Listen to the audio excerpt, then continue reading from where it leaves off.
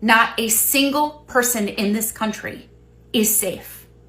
And let's call it for what it is. They are straight up abducting and kidnapping people. Illegal abduction. And unfortunately, I'm afraid we're going to find out that they are not only torturing these people, but probably them too. Oh, stop. Stop. We have breaking news this evening. A Maryland family can rest easy tonight after a hero rescued their family home from destruction.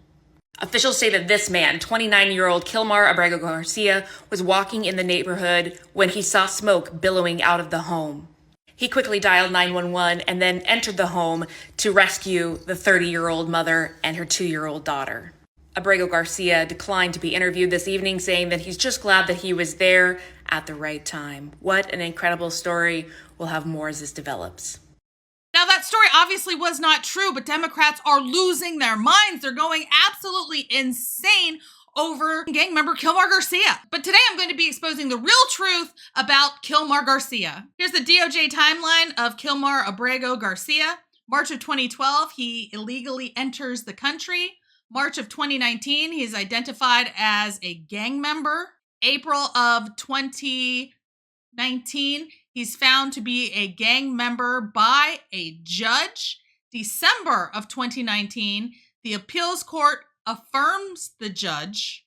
June of 2021, his wife requests a restraining order. January of 2025, President Trump designates MS-13 as a foreign terror organization. March of 2025, he is deported to El Salvador, which is then followed up by the Democrats going off the deep end and demanding that we bring this man who believes in giving his wife equal rights and equal lefts. They demand that we bring him back to America so he can, finish the job? She's still breathing. That's a problem, I guess. Because somehow in the Democrats' mind, taking a man who likes to put his paws on his wife is the loving and tolerant thing to do, to make sure that he is there in the home around her and their small children. Make that make sense. Not only is this guy here illegally, he's part of MS-13, so he's a he also is being accused by his wife of beating her. This is what court records show. This is what she wrote in her own filings. Repeatedly her, and at this point she writes, I am afraid to be close to him. I have multiple photos and videos of how he can be and all the bruises he's left me. And another one, she writes on a different day, got angry again, started yelling, ripped shirt and shorts off before grabbing her arm and leaving marks. Then recalling that he hit her twice in 2020, said he hit me in the eye, leaving a purple eye, and me with his work boot. So Ainsley just went through the domestic. She also said that she had photos and videos as well. Two new things came out as well yesterday. When the Department of Justice released the filing, they detailed what the immigration judge said. So he said that, these allegations against me in MS-13 aren't true. The court said that the confidential source, was credible. And they also said something else. They decided to deny his removal because they said that he'd even show up for his traffic tickets, and they just didn't believe him. He said, the court said, even if it's based on hearsay, the gang validation was supported by reliable sources and corroborated by the police observation. And then the next thing that came out yesterday was from the Tennessee Star. They note a traffic stop that happened in 2022. He was transporting 7 passengers from Texas to Maryland. They called the FBI to come to the scene to evaluate this. The FBI refused to send anyone there. They said to take pictures of the folks that were involved, and they essentially let them go. But it was a 2-hour traffic stop.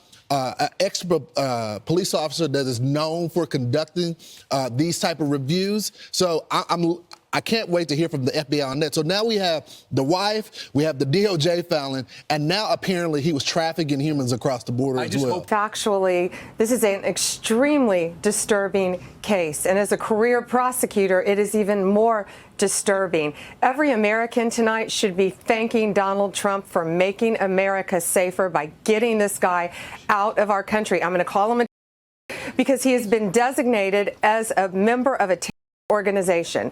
So this illegal alien came into our country illegally in March of 2012. We know that because he admitted that when he was stopped in 2019 by the anti-gang squad.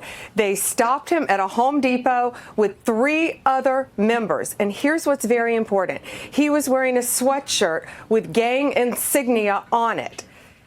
The guy he was with, another MS-13 known member, had a tattoo with very similar insignia on it.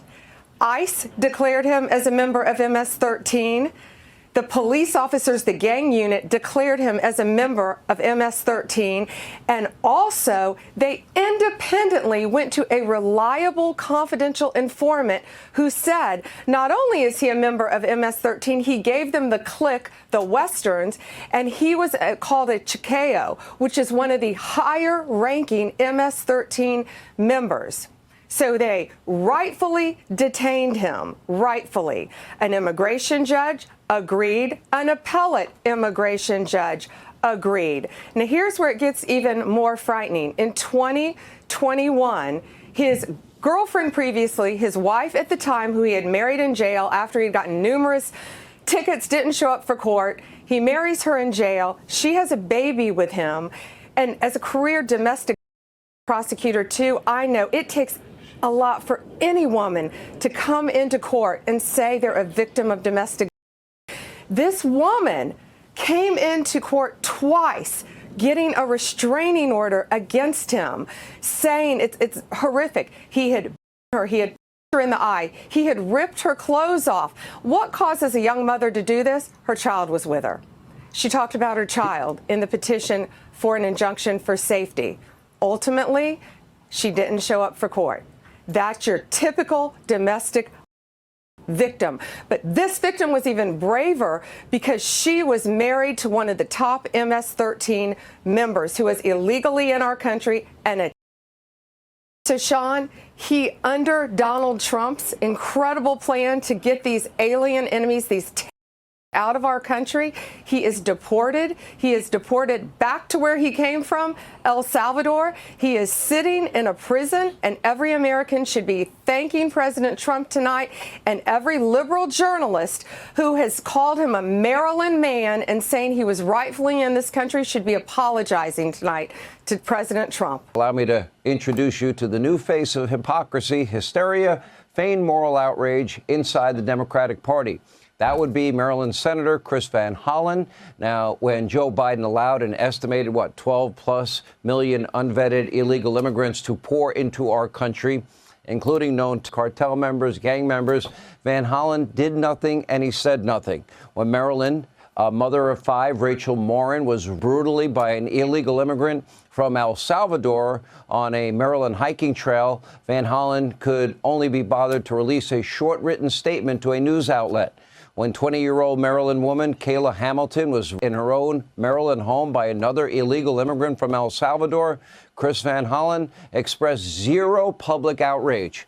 But now that a citizen from El Salvador, not Maryland, who entered our country illegally and was accused of his own wife and accused of our own federal government under 2 administrations of violent gang activity, now that this illegal immigrant has been deported back to his home, all of a sudden, Chris Van Hollen is all up in arms. He has found his voice. He is outraged.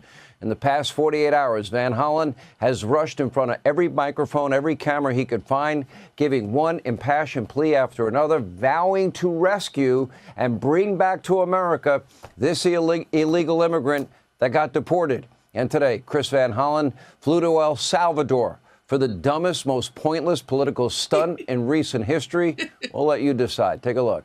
I'm here at the airport. I'm about to board my flight for San Salvador. The goal of this mission is to let the Trump administration, to let the government of El Salvador know that we are going to keep fighting to bring Abrego Garcia home. It's none of your business. He's a citizen of El Salvador who is in El Salvador. It's literally none of your business. I just landed at the airport in San Salvador a little while ago. As I've said before, the goal of my visit is to talk to people here about the release of Kilmar Abrego Garcia. And I won't stop trying, and I can assure president, the vice president, that I may be the first United States senator to visit El Salvador on this issue, but there will be more, and there will be more members of Congress coming.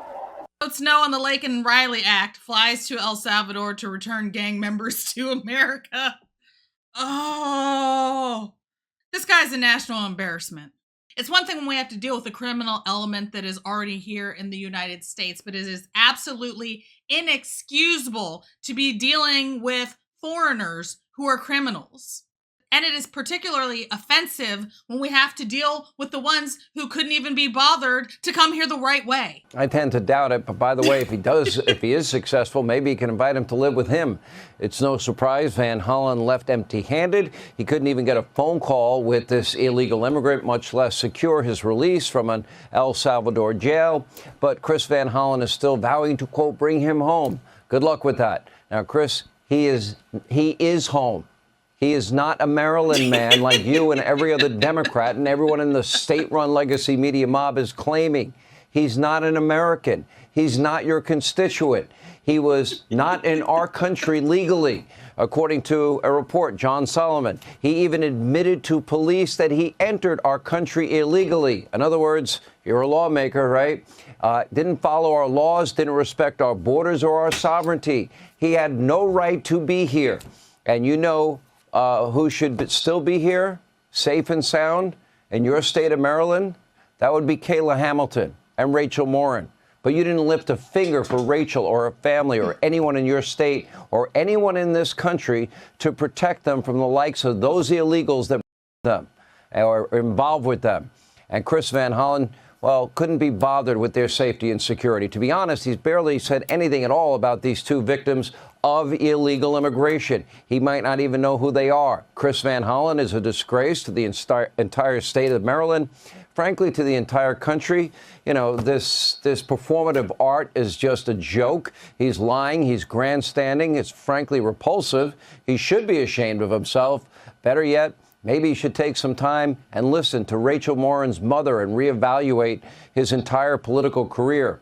Here's what she said on our show last night. Take a look. Did you ever get a call from Joe Biden or Kamala Harris or Alejandro Mayorkas or your Senator Van Hollen, who made a big deal about he's going to go to El Salvador and bring home this one illegal from El Salvador? No, actually, I'm very angry. I'm actually outraged, but I'm too sad at the moment to show anger at the same time.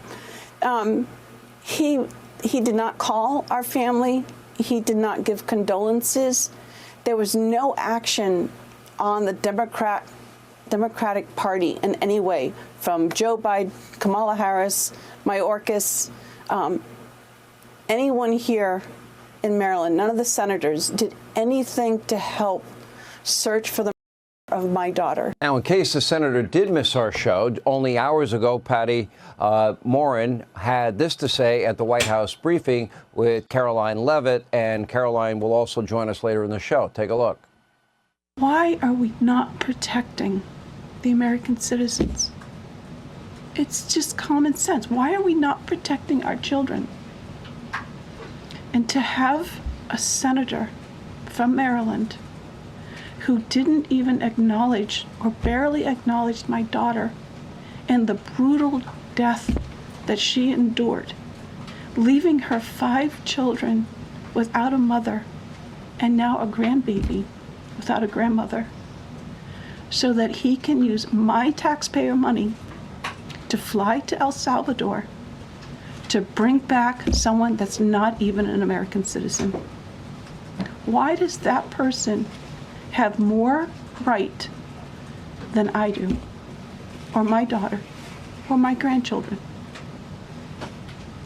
I don't understand this. I've said it before. I will say it again. Joe Biden, Kamala Harris, Mayorkas, and everybody that stood by silently and didn't lift a finger to secure our border, as far as I'm concerned, they all have blood on their hands. Oh, hold on. It's not time for this yet. It's not time for this yet. Leroy, sit. Leroy, sit. Thank you.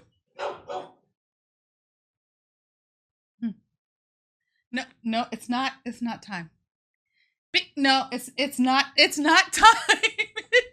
Leroy, it's not time. No, Leroy, you have to. Leroy, be a good boy. Leroy, sit. Sit. Thank you. Hold on. Be sure to like, share, and subscribe. Thank you for tuning in to another episode of Red Dawn Daily with your host, me, Dawn Marie, and sometimes Leroy.